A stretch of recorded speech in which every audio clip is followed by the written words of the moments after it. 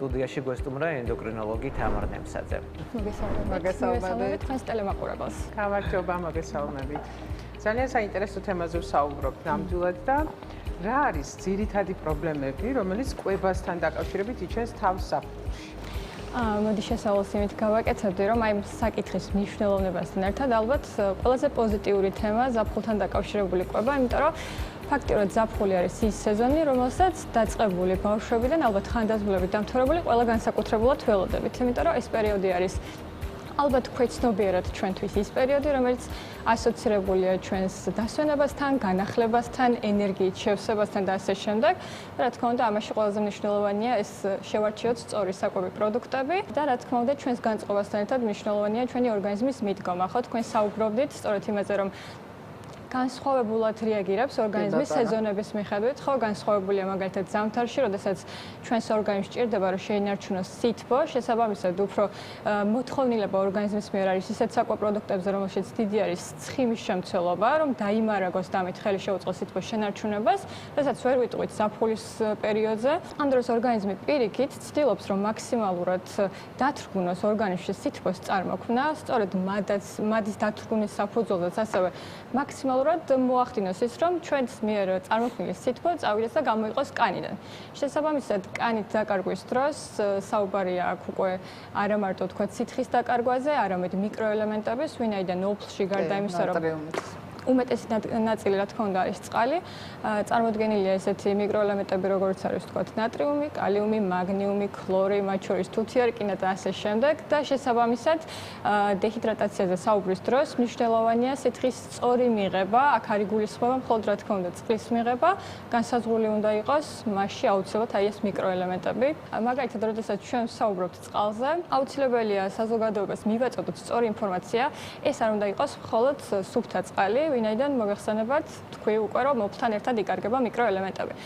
და ზაფხული არის ის პერიოდი, რომელიც დაჯილდოვებულია ისეთი ხილბოსტნეულით, როგორც არის მაგალითად საზამთრო, კიტრი, მარწყვი, ბალი, ალუბალი, თქვათ ბოსტნეული და ნისპანახი სალათის ფორცლები, ეს არის ბოსტნეული, რომელიც საკმაოდ მდიდარია როგორც წყლით, ასევე მიკროელემენტებით და ვიტამინებით, შესაბამისად სასურველი ადამიანებს ვურჩიოთ, რომ წყალთან ერთად მიიღოთ თქვა მინერალები, მიიღონ ფრეში წვენები, მიიღონ თქვა ბოსტნეული და ასე შემდეგ, რაც რა თქმა უნდა დაგვეხმარება სრულად შევივსოთ ჩვენი დანაკარგი. თან რაც ძალიან მნიშვნელოვანი არის ჩვენ მაშინ როდესაც ვსაუბრობთ სიცხის დროს გარკვეულწილად ენერგიის დეფიციტზე დაახლოებით 30%-ით მცირდება, როგორც აღნიშნეთ, ჩვენი ენერგია არ უნდა იყოს ისეთი საკვები მიღებული, რა დროსაც ასევე ორგანიზმს კიდევ უწევს ზედმეტი ენერგიის ხარჯვა, ხო? ანუ ზედმეტი დიდი ოდენობით ცხიმები ამ შემთხვევაში, რომელიც აც თუ ის სასარგებლო არის და რა თქმა უნდა ნახშირწყლები, იმიტომ რომ ნაყინი ერთ-ერთი ესე ვთქვათ მნიშვნელოვანი პროდუქტი არის, ან ცივი გამაგრილებელი სასმელები, ხო? ზაფხულთან ასოცირებული გემრიელობა.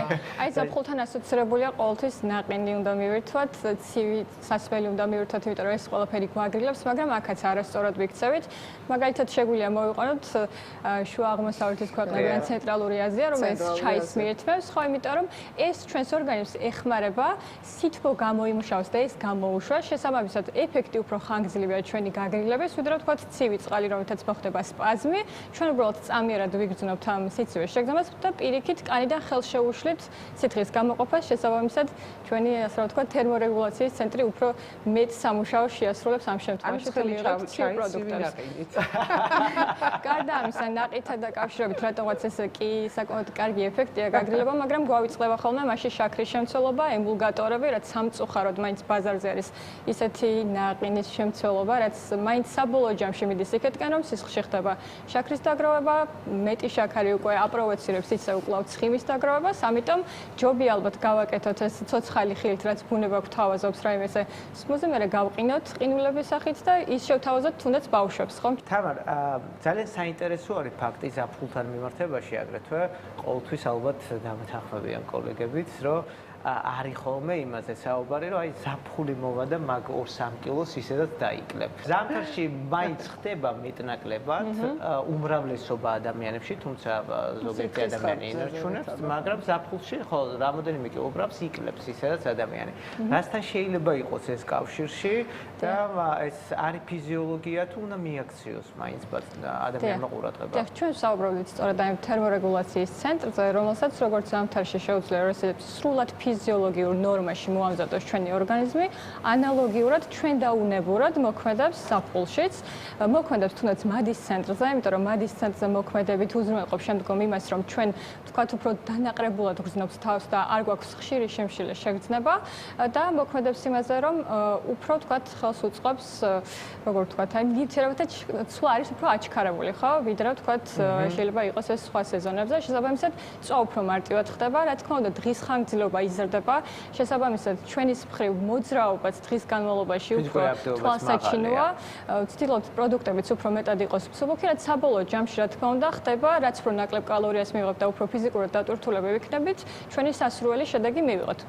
თუმცა აქვე მინდა აღვნიშნო, რომ რატომღაც აი ადამიანებში ის რომ დღე არის ხანგრძლივი, გონებაში თითქოს გვაქვს რომ ეს შემიძლია გვიანაც ვჭამ, იმიტომ რომ დღის ხანგრძლივობა არის საკმაოდ თქვა დიდი ვიდრე ზამთრის პერიოდთან, მაგრამ ჩვენი ფიზიოლოგიური სწორი კვება მოიცავს იმას, რომ მაქსიმუმ 8 საათზე უნდა იყოს ჩვენი მსუბუქი ვახშამი, ამიტომ მე უნდა მოვებზადოთ ჩვენი ამ ჰორმონალური სპექტრისთვის, რაც ამზადებს ჩვენს ორგანიზმს ძილისათვის, ამიტომ ეს ძილის საუზმე, რომელიც 8-დან 9-მდეა, სადილი, რომელიც 2-დან 3-მდე უნდა იყოს და ვახშამი 7-დან 8-მდე ძალაში რჩება.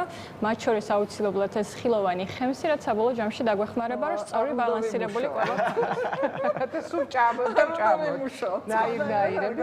ეს მაცივრის წყალი და ზაფხული როგორ იცი? მაცივრის წყალზე, ზოგადად სივწყალზე ბევრი ესეთი ურთიერთგამომრიცხავი და განსხვავებული აზრია.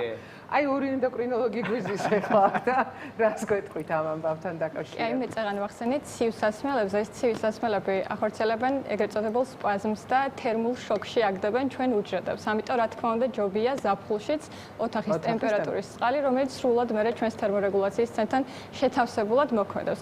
აქვე მინდა ვახსენო თქვენის ნებართვით მაგალითად ისეთ სასმელებზე როგორც არის ტკბილის სასმელები, გაზიანი სასმელები, თუნდაც ყავა, ვინაიდან მოგახსენებათ რომ კოფეინი მოქმედებს სისხლძარღვებზე და ვინაიდან ზაფხულში ჩვენი სისხლძარღვები ისედაც გაფართოებულია და წნევა დავარდნილია, კოფეინის მიღების დროს პირიქით სპაზმი იწყება, იქ გულის ფრიალი გვემატება, ამიტომ ჩვენი ყოფა უფრო შეუძლო და არასასიამოვნო ხდება, ამიტომ თუნდაც ჯობია რომ ეს კოფეინი, რომელიც დეჰიდრატირებას ხელს უწყობს, შევამციროთ და იყოს თქვათ 1 ჭიქა დღის განმავლობაში, ეს გაზიანი სასმელები, რომელიც პირიქით უფრო მეტ წყალს გვაწყურებს შემდგომ და უფრო მეტს ვიღებთ და ეს შეშუპებისკენ წაგვიყვანს, შევამციროთ საბოლოო ჯამში, რა თქმა უნდა, მაინც თქვენს კითხვაზე პასუხი არის ის, რომ ოთახის ტემპერატურის წყალი უნდა მივიღოთ. მადლობა.